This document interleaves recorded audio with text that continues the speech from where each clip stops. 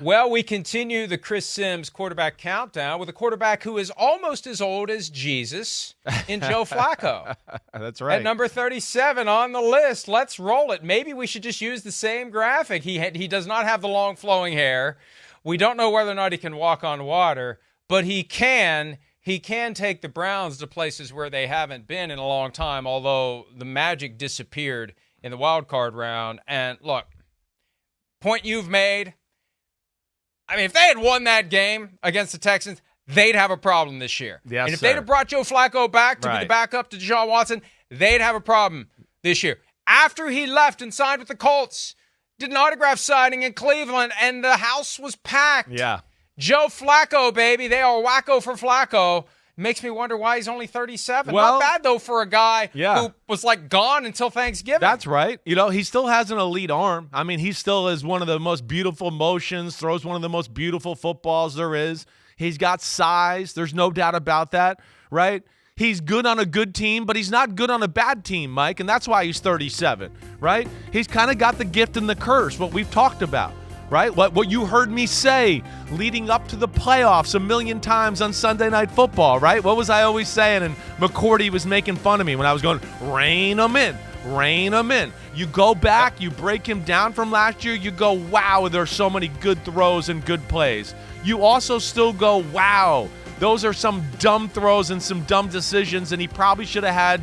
He led the league in interceptions in the short period of time he played, and he probably should have had 6 or 7 other ones that hit people in the chest, right? So that's where it's the gift and the curse. He's fearless. He's going to attack. He's going to push the ball down the field, and he's going to stand in the pocket. But why he's 37, let's not forget. When he was with the Jets, he was sitting there doing that and fumble, interception, and doing those same type of things. So that's where, you know, he's still got talent, but there's an aggressiveness and a looseness to his game at times where you just go, does he really give a damn? Or does he just want to go out there and throw highlights and throw bombs and just go away from the day and go, man, I let it rip today, and that's all I cared about. So that's kind of the good and the bad of Joe Flacco. But I do think he's in a place with the Colts here where it's more like the Browns and the Jets.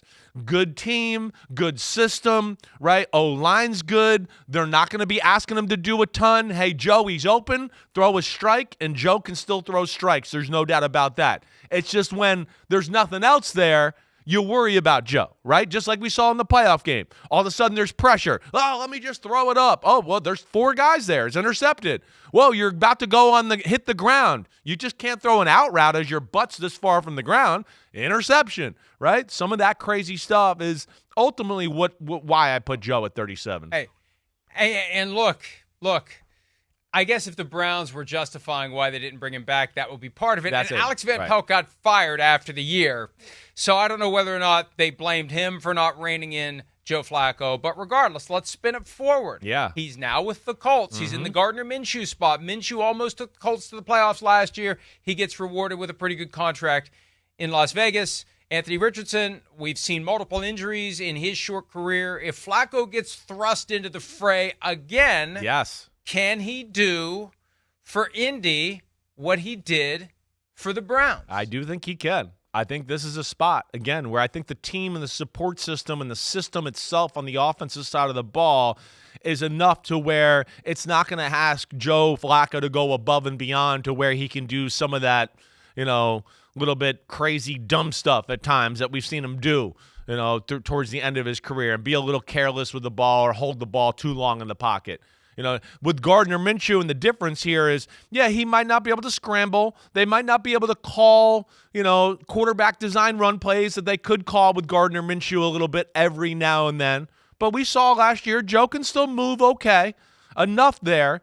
But I think the big thing is that they'll be able to protect him, and Shane Steichen, through his great offensive genius, will be able to find ways to get guys open to where Joe can just throw the ball and not have to overthink, and that's where I think he can thrive. And I think if I'm Joe Flacco, this would definitely been one of the best spots you can go to extend your career, still be in a good team, still look the way you want to look, and if you're really looking for that chance to play, yeah, it's a young guy who still only played a few games and got hurt last year and is still inexperienced. You know, there's a good chance he could find the field again this year. He did want to stay in Cleveland, though. That was his first choice by far. I know. But, you were trying to poke at the around combine. those edges with Andrew Berry at the scouting combine. Like, it's politically, it is They had to. Got to get him out. Right.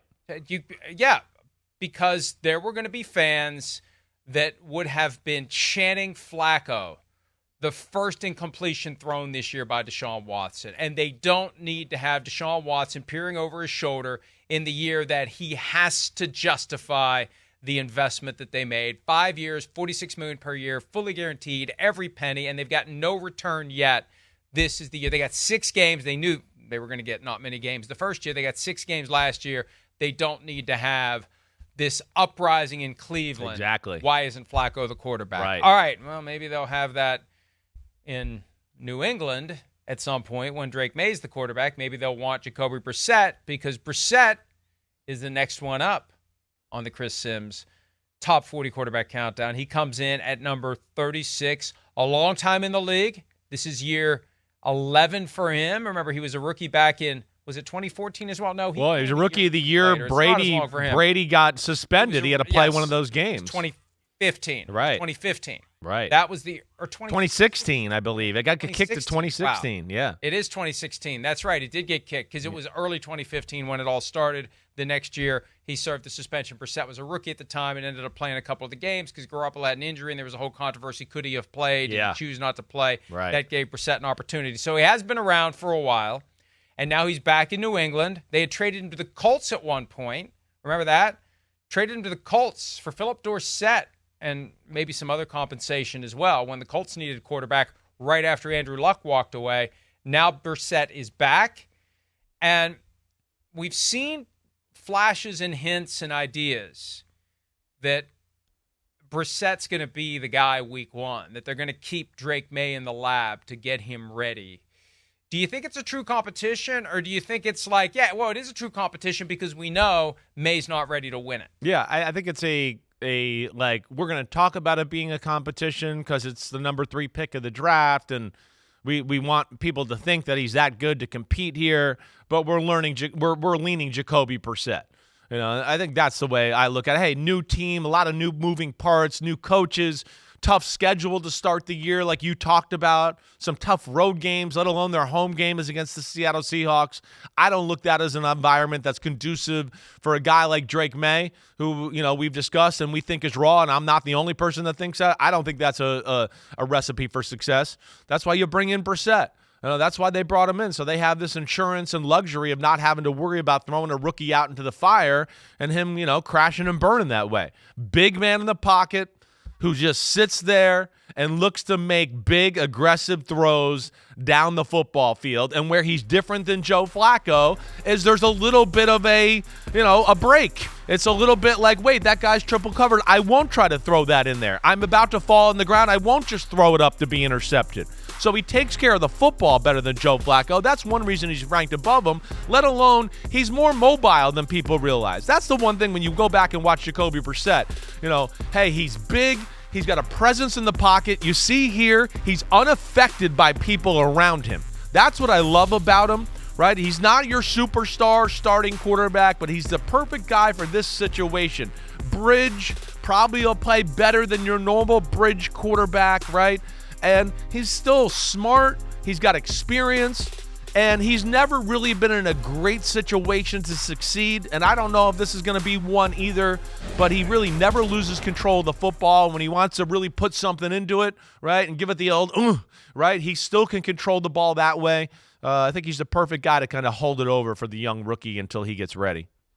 Would this be a situation where, because I just had a flashback to Eli Manning 20 years ago. Yeah, right. When Kurt Warner was the starter, they were 5-4, very much alive, and they decided to pull the plug on Warner and put Eli Manning out there. And I remember Kurt was not happy about that.